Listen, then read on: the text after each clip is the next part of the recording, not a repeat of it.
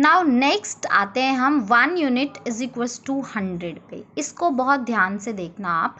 100 का मतलब है कि हम एक यूनिट को 100 ले रहे हैं, 0 देन दिस इज़ 100, क्योंकि 100 का गैप है तो ऑब्वियसली ये वाला 200 होगा। ठीक है, इसमें भी मैं अगर 10 लाइंस को ड्रॉ कर दूँ, सो it is 1 2 3 4 and 5th line थोड़ी सी डार्कर, 6 7 8 9 एंड 10th लाइन ये खुद होती है। सिमिलरली हम यहाँ पे भी आगे ऐसे ही चलेंगे, 1 2 3 4 5, 5th लाइन थोड़ी सी डार्कर, देन 6 7 8 9 एंड 10 ये खुद है। अब यहाँ पे काउंटिंग कैसे चलेगी? क्या हमारा 1 1 काउंट करके हो जाएगा? अगर मैं 2 लाइंस को भी 1 1 काउंट करूँगी तो ये मेरा तब भी नहीं हो पाएगा। ये तो 1, देन अगर मैं 2 इसको काउंट करती हूँ ये 3 हो जाएगा, ये तो 4 हो जाएगा, ये तो 5 होना चाहिए। फिर 3 लाइन करके भी नहीं हो सकता। इवन 1 लाइन को भी जब मैं काउंट करूँगी 1 2 3 4 तब भी ये 10 बनेगा, 100 तो ये तब भी नहीं बनेगा। तो ऐसे केस में हम क्या करते हैं, ये जो 1 लाइन है दिस इज़ बेसिकली 10, उसकी just next line is basically 20, next line is 30, next line is 40। So this is how the counting is going on. यहाँ पे जो काउंटिंग है वो 10 के ही गैप्स में हो सकते, इससे कम आप रिप्रेजेंट कर भी नहीं सकते, क्योंकि इससे कम कोई लाइन ही नहीं है, कुछ भी नहीं है बीच में। आप क्या करो, किससे मानोगे? ठीक है, so this is how the counting goes on whenever we take 1 unit is equals to 100। जब भी हम 1 यूनिट को 100 लेते हैं तो हमारी काउंटिंग 10 के गैप्स में ही चलती है। तो दिस इज 10, फिर 20, देन 30, देन 40, 50, देन 60, 70, 80, 90, 100। देन अब इसके नेक्स्ट वाला क्या होगा? अगेन 10 और आगे बढ़ोगे तो आप 110 पे पहुंचोगे, उससे 10 और आगे बढ़ोगे तो आप 120 पे पहुंचोगे, उससे 10 और आगे बढ़ोगे तो आप 130 पे पहुंचोगे, फिर 140, 150, 160, 170, 180, 190। अब अगर मैं आपको बोलती हूँ कि आपको 160 को रिप्रेजेंट करना है, तो 160 कहाँ होगा? दिस इज़ 100 ऑलरेडी, 100 पे तो पहुँच ही गए हो। फिर आप 10 का गैप लोगे, क्योंकि ये 1 यूनिट आपने 100 ली हुई है, तो 10 से कम का गैप तो आप ले भी नहीं सकते हो, कहीं पे भी पॉसिबल ही नहीं है इस वाले ग्राफ के अंदर। तो आप क्या करोगे? 100, देन 110, 120, 130, 140, 150 एंड 160। This is 160। ये हमारा 160 होगा, इसका मतलब आपको यहाँ तक जाना है बेसिकली। अब अगर मैं आपको बोलूँ आपको 165 रिप्रेजेंट करना है, क्या आप कर सकते हो इस वाले ग्राफ में रिप्रेजेंट? नहीं कर सकते हो। क्यों? क्योंकि इसका जो जस्ट नेक्स्ट वाली लाइन है वो तो 170 होगी। 160 के बाद इस ग्राफ में सीधा 170 ही रिप्रेजेंट हो सकता है। 165 अगर आपको करना है, बाई चांस आपके पास कुछ ऐसी कंडीशन आ रही है, तो या तो आप इन दोनों लाइंस के बीच में एक लाइन ऐसे हल्की सी ड्रॉ कर दो, तो वो बीच में 165 कहीं पे हो जाएगा, अदरवाइज नॉट पॉसिबल। ऐसे ग्राफ में हम इस तरीके के नंबर्स को रिप्रेजेंट नहीं कर सकते, ये सिर्फ 10 के ही गैप्स में चलता है। तो लास्ट में जिनके 0 होता है सिर्फ उनको ही मैं रिप्रेजेंट कर सकती हूँ, ये ध्यान देना है आपको। 50 वाले में आप कर सकते हो। 50 वाले में कैसे चलेगा? जस्ट लाइक आपका 10 और 5 में चल रहा था, आप इसको 1 2 3 4 5 6 7 8 काउंटिंग दे रहे थे, और इसमें आप एक एक छोड़ के काउंटिंग दे रहे थे, 1 देन एक छोड़ के 2 देन एक छोड़ के 3। तो आप इसमें बिल्कुल सेम तरीके से काउंटिंग दोगे। ये हमने बना दिया, फिर से एक स्केल ले लिया, ये 0 है, ये 50 है, ये 100 है। अब यहाँ पे फिर से अगर मैं 10 लाइंस को बनाऊं तो 1 2 3 4 5 6 7 8 9 और 10 तो ये खुद ही होती है लाइन। 1 2 3 4 5 थोड़ी सी मोटी लाइन, 6 7 8 9 एंड 10th लाइन ये खुद होती है। इतनी लाइंस इसमें होती हैं। अब सपोज करो मैं यहाँ पे जैसे हम 2 का गैप, जब भी ये इस तरीके से 50 है या 5 है, ऐसे केसेस में हम 2 का गैप लेकर चलेंगे। सो अगर मेरे को 10 रिप्रेजेंट करना है तो एक छोड़ के ये हमारा 10 होगा। फिर से एक छोड़ के ये हमारा 20 होगा, फिर से एक छोड़ के ये हमारा 30, फिर एक छोड़ेंगे देन 40, एक छोड़ के ये 50 तो है ही हमारा। तो इस केस में हम एक एक लाइन को छोड़ के 10, 20, 30, 40 बनाएंगे। इसका मतलब ये है कि ये जो लाइन हमने छोड़ी है ये बेसिकली क्या है, ये 5 है। 5 देन 10 देन 15 देन 20 देन 25। तो ये वाला स्केल ऐसे चलता है। अब इस केस में अगर मैं आपको बोलूं कि आपको 75 को रिप्रेजेंट करना है तो कैसे करेंगे हम। 75 मतलब आप 50 तो क्रॉस कर ही चुके हो, आपको पता है एक लाइन छोड़ के आप 60 पे पहुंच जाओगे, अगेन एक लाइन छोड़ के आप 70 पे पहुंच जाओगे, ये 70 है। आप दूसरी चीज 70 के एक लाइन छोड़ के आप 80 पे पहुंच जाओगे, ये 80 है। तो ऑब्वियसली 75 कहाँ होगा, इसके बीच में। So this line is actually 75, ये वाली जो लाइन होगी। इस तरीके से आप काउंट करोगे खुद से। I think you can understand कि मैं कैसे करके काउंट कर रही हूँ। अगर ये चीज़ आपको नहीं समझ में आ रही है, आप रिवाइंड करो वीडियो, दोबारा से देखो कि कैसे स्केल चल रहा है। बहुत डेप्थ में कैलकुलेशन करने के लिए अभी मैंने आपको नहीं बोला है, सिर्फ लाइंस देख के ही आप नंबर्स को कैलकुलेट करो। फिलहाल आप सिर्फ इतना करोगे तो आपको काफ़ी कुछ स्केल्स के बारे में समझ में आएगा। तो आप ये 3, 4, 5 टाइप के स्केल्स अपने ग्राफ बनाने के लिए, डबल बार ग्राफ या बार ग्राफ बनाने के लिए ले सकते हो।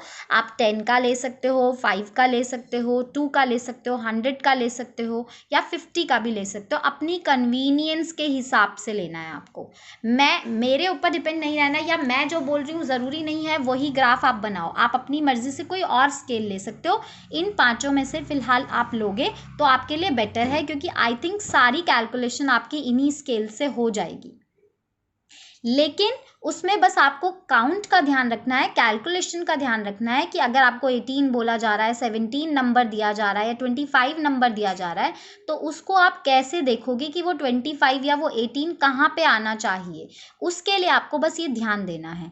10 वाले में एक एक नंबर, एक एक लाइन पे एक एक काउंटिंग, 1 2 3 4, सिंपल जैसे लाइन है बिल्कुल वैसे ही काउंटिंग। 5 वाले में आप एक एक लाइन छोड़ के काउंटिंग करोगे, 1 देन एक लाइन छोड़ के 2, एक लाइन छोड़ के 3। 2 वाले में बिल्कुल हाफ हाफ पे जाओगे आप, ये 1 है देन 2 है देन मेन जो लाइंस होती हैं 3 देन 4। 100 वाले में भी बिल्कुल वैसे ही काउंटिंग करोगे, लेकिन वो वंस में काउंटिंग होती है, ये टेंस में काउंटिंग होगी, 10 20 30 40 50 हर एक लाइन। और 50 वाले में आप क्या करोगे, एक एक लाइन छोड़ के जो काउंटिंग होती है दैट इज 10 देन एक लाइन छोड़ के 20, एक लाइन छोड़ के 30, इस तरीके से। और ये जो एक लाइन बीच में होती है ये 5 के लिए होती है। जैसे 40 पे आप एक लाइन छोड़ के 50 पे जंप किया तो ये जो बीच की लाइन थी दैट वाज 45। इस तरीके से आप 5 के गैप में आगे बढ़ोगे। 5 10 15 20 25 30 35 5 का टेबल चलता है इसमें। इस एग्जाम्पल नंबर 10, ये एग्जाम्पल नंबर 10 मैं आपके लिए ड्रॉ करूँगी ग्राफ को। Although I think graph, bar graph तो आपको बनाना आ ही गया होगा, but still I will draw it for you और आप क्वेश्चंस करोगे। सो it is, the question is, students हैं यहाँ पे आशीष, अरुण, कविश, माया, रीटा, एंड इनका क्वार्टरली में इतने मार्क्स आए हैं 10 15 12 29, एंड हाफ ईयरली में इनके 15 18 16 21 15 ये मार्क्स आए हैं आउट ऑफ 25। अब आपको इसको डबल बार ग्राफ से रिप्रेजेंट करना है। ऑब्वियसली आशीष एक पर्सन है, 1 पर्सन, इसकी 2 इन्फॉर्मेशन है आपके पास, एक क्वार्टरली मार्क्स हैं और एक हाफ ईयरली मार्क्स हैं। तो आप इन दोनों बार्स को एक साथ बनाओगे, बिल्कुल एडजस्टेंट करके बनाओगे, कोई गैप नहीं दोगे, सब बार्स की इक्वल विड्थ होगी।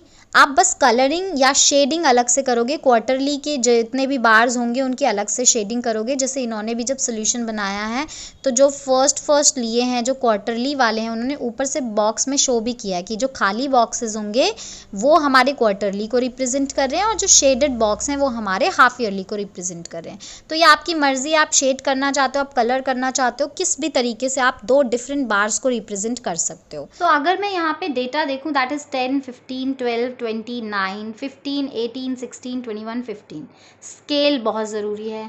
स्केल हम कैसे करके लेंगे, अगर हम मिनिमम देखें तो 9 है, ठीक है, और मैक्सिमम देखें तो 20 और 21 है। तो हम चाहें तो हम 10-10 का गैप भी ले सकते हैं, लेकिन फिर हमारे लिए बहुत छोटा छोटा हो जाएगा, क्योंकि ये अगर मैं 0 लेती हूँ तो ये 10 और ये 20, बस यहीं पे ही हमारा, यहीं तक ही बार ग्राफ्स बनेंगे, हमारे बहुत छोटे छोटे बार्स बनेंगे। तो हम 5 का भी गैप ले सकते हैं। 5 के गैप के लिए हम कैसे लेंगे, 5 देन 10 देन 15 देन 20 देन 25। तो फिर तब भी हमारा बार्स बहुत ज़्यादा बड़े नहीं होंगे, सिर्फ यहाँ तक होंगे, ठीक है। तो मैं जो है मैं 2 का गैप भी ले सकती हूँ, 2 then 4 then 6 then 8 then 10 then 12 14 16, तो वो उस केस में थोड़े से बार बड़े बनेंगे, ठीक है। और 20 अगर मैं 1 का ही ले लेती हूँ, 1 यूनिट को 1 ही बना दूँ, अगर जैसे 1 2 3, तो मेरे पास 20 बॉक्सेस नहीं होंगे, क्योंकि जितने बॉक्स उतने ही नंबर्स होंगे।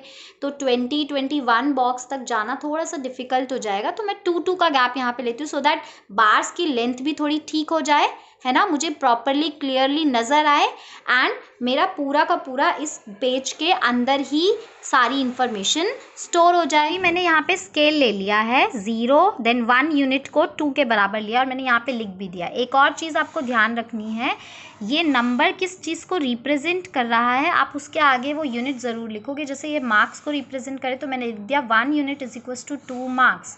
अगर ये सपोज आपका एक क्वेश्चन है जिसमें ये टेम्परेचर रिप्रेजेंट करा है, तो आप उसको डिग्री सेल्सियस ज़रूर लिखोगे। 1 यूनिट इज इक्वल्स टू, जो भी आप स्केल लोगे आप अपने अकॉर्डिंग डिग्री सेल्सियस आगे से ज़रूर लगाओगे। सो मैंने अभी मार्क्स का 2 करके वो ले लिया है, 21 तक मेरा जाएगा, तो बार्स की लेंथ भी थोड़ी ठीक ठाक बन जाएगी, मैं ईजिली उसको देख पाऊँगी क्लियरली, गैप्स भी थोड़ा बहुत मुझे क्लियरली नज़र आएगा चीज़ों में। एंड दूसरी चीज़, मेरा ईजिली पेपर के अंदर भी ये पूरा ग्राफ शो हो जाएगा। So it is easy for me. Now I will draw the bars. So see, यहाँ पे आशीष है, आशीष के क्वार्टरली में 10 मार्क्स हैं, एंड आशीष के हाफ ईयरली में 15 मार्क्स हैं। तो मैंने क्या किया है, यहाँ पे बार्स बनाए हैं। बार्स जो है वो फर्स्ट जो बार है that is for quarterly, and जो सेकंड बार है वो हाफ ईयरली के लिए। दोनों के बीच में कोई स्पेस नहीं दिया है, जस्ट एक के बाद एक बना दिया मैंने। और यहाँ पे देखो 10 तो ये है। अब हमने क्या बोला था, जब हम 2 का स्केल लेते हैं तो ये हाफ ऑफ में काउंटिंग चल सकती है। अगर ये 0 है, ये 2 है, तो ऑब्वियसली 1 सेंटर में होगा। तो 0 1 2, ये 3 देन 4 5 6 7 8 9 10 11 12 13 14 15, तो मेरा 15 यहाँ तक आएगा। तो मैंने जो सेकंड बार है उसको यहाँ तक बनाया है। This is my 15 and this is my 10। अब आते हैं हम, ये बार्स हमें पता कैसे चलेगा कि कौन सा बार हमारा क्वार्टरली को रिप्रेजेंट कर रहा है, कौन सा बार हमारा हाफ ईयरली को रिप्रेजेंट कर रहा है। तो मैंने क्या किया, सपोज करो मैं फर्स्ट बार को कुछ शेड ही नहीं करती, जैसा अभी एग्जाम्पल में भी हमने शो किया था, और सेकेंड बार को मैंने ऐसे शेड कर दिया पेंसिल से। तो ये मेरा, और मैं ऊपर मेंशन कर दूंगी कि एक बॉक्स के अंदर जो अनशेडेड है दैट इज क्वार्टरली, एंड एक बॉक्स जो कि शेडेड है दैट इज हाफ ईयरली। तो ये हाफ ईयरली हो गया। आप अपने ग्राफ को थोड़ा सा अट्रैक्टिव बनाना चाहते हो तो आप 2 डिफरेंट कलर्स को यूज़ कर लो। इसको आपने किसी और कलर से कलर कर दिया, इसको किसी और कलर से। यहाँ पे दोनों कलर्स के बॉक्सेस को आपने दिखा दिया कि ये वाला कलर जो है वो इस क्वार्टरली को रिप्रेजेंट कर रहा है, एंड सेकेंड कलर जो है that is representing half yearly. तो इस तरीके से आपको ये बॉक्स भी डबल बार ग्राफ में बनाना होता है। This is very important, otherwise पता ही नहीं चल पाएगा कि कौन सा क्या रिप्रेजेंट हो रहा है, ठीक है। Similarly you can draw for other students also. Arun के लिए आप 15 तक जाओगे, 18 तक जाओगे। तो 18 तक कैसे जाओगे, 15 तो ये है ही, 16 17 18, 18 तो वैसे भी शो हो रहा है, तो यहाँ तक 18 है। सिमिलरली आप 12 एंड 16 पे जाओगे अगर, तो 12 तो ये रहा आपका, 16 भी ये रहा। It is again easy. 20 21, तो 20 21 कैसे जाओगे आप, दिस इज़ 20 और ये सीधा 21 है, तो बीच में आपका 21 होगा। तो आप जो भी जहाँ पे भी बनाओगे यहाँ तक पहुँचोगे। Similarly you can draw for others also. इसमें कुछ क्वेश्चंस भी हैं, आपके बुक्स में भी होंगे। Who improved most and least, तो आपको क्या करना है, किसने सबसे ज़्यादा इम्प्रूवमेंट दिखाई है एंड किसने सबसे लीस्ट इम्प्रूवमेंट दिखाई है। सो अगर हम यहाँ पे बार्स को ध्यान से देखें, जिसमें मुझे सबसे ज़्यादा गैप नज़र आ रहा है, इन दोनों बार्स में मुझे नज़र आ रहा है, इसका मतलब रीटा के क्वार्टरली में तो 9 मार्क्स थे, काफ़ी कम थे, और हाफ ईयरली में उसके काफ़ी इम्प्रूव हो गए 15। इम्प्रूवमेंट हम हमेशा उनके आपस के मार्क्स देखकर करेंगे, ठीक है। बाकियों में इंक्रीज़ हुआ है लेकिन बहुत ज़्यादा इंक्रीमेंट नहीं हुआ है, लेकिन इसमें काफ़ी इंक्रीमेंट हुआ है ना, 9 से सीधा 15 पे पहुंच गई। So we can say okay Rita ने सबसे ज़्यादा इम्प्रूव किया। सो मैंने यहाँ पे लिख दिया रीटा का मोस्ट इम्प्रूवमेंट, हाईएस्ट इम्प्रूवमेंट है या मोस्ट।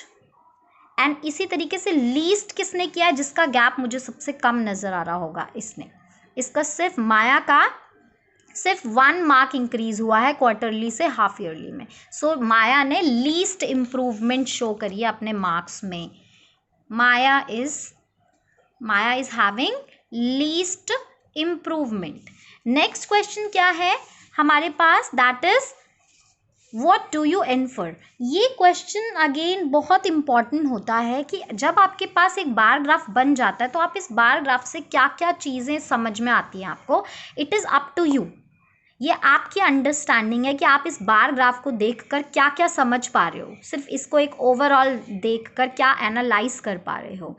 एक जो मैं एनालाइज कर पा रही हूँ वो ये है कि हर बच्चे के क्वार्टरली के कंपैरिजन में हाफ ईयरली में मार्क्स ज़्यादा आए हैं, हर बच्चे ने इम्प्रूवमेंट किया है ना। ऐसे ही आप बहुत सारी चीज़ें अपनी तरफ से, हो सकता है आपका माइंड किसी और तरीके से चले और आप किसी और तरीके से इसको एनालाइज करो कि हर बच्चे ने इम्प्रूवमेंट तो दिखाई है, किसी ने सबसे कम इम्प्रूवमेंट भी दिखाई है, किसी ने ज़्यादा इम्प्रूवमेंट भी दिखाई है। या एक चीज़ और आप नोटिस कर सकते हो कि इसके 5 मार्क्स की इम्प्रूवमेंट है, यहाँ पे 3 मार्क्स की इम्प्रूवमेंट है, यहाँ पे 4 मार्क्स की है, 1 मार्क की है, यहाँ पे 6 मार्क्स की है। इसका मतलब 6 मार्क्स से ज़्यादा किसी ने इम्प्रूव किया